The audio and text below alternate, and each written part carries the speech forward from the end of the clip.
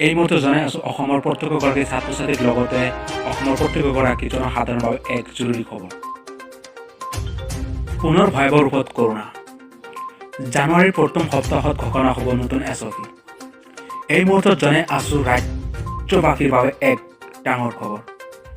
আগন্তুক 40 দিনৰ ভিতৰত ভাৰতবৰ্ষৰ কৰোনা ভয়াৱহ ৰূপ ধাৰণ কৰিব কৰোনাই।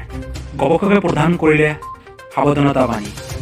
ভাৰতত পূৰ্বৰ কৰোনাৰ ৰূপৰ ভিত্তিত এই সাৱধানতা বাণী কৰিলে গৱেষকে।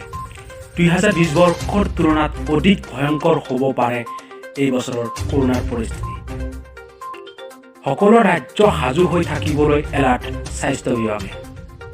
এফালে ক'ভিডৰ নতুন ভেৰিয়েণ্ট BF7 অত্যন্ত দ্ৰুতভাৱে সংক্ৰমিত হয় আৰু জানুৱাৰীৰ প্ৰথম সপ্তাহত জাৰি কৰা হ'ব নতুন SOP।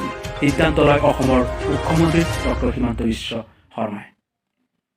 BF7ত আক্ৰান্ত এজন ব্যক্তিৰ পৰা 16 জন ব্যক্তিলৈ সংক্ৰমিত হয় এই ভাইৰাছ আৰু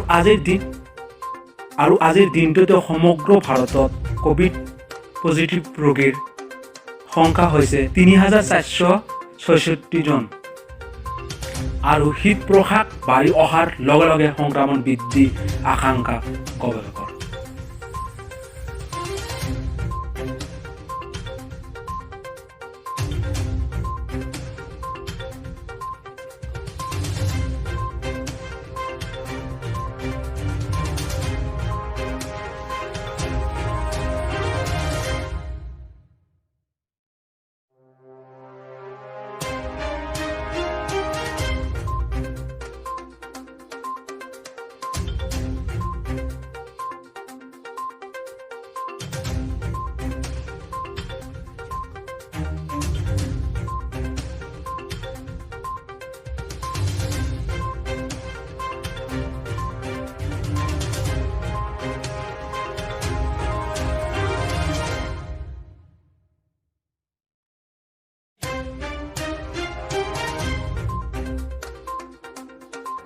News this report SB News Assam.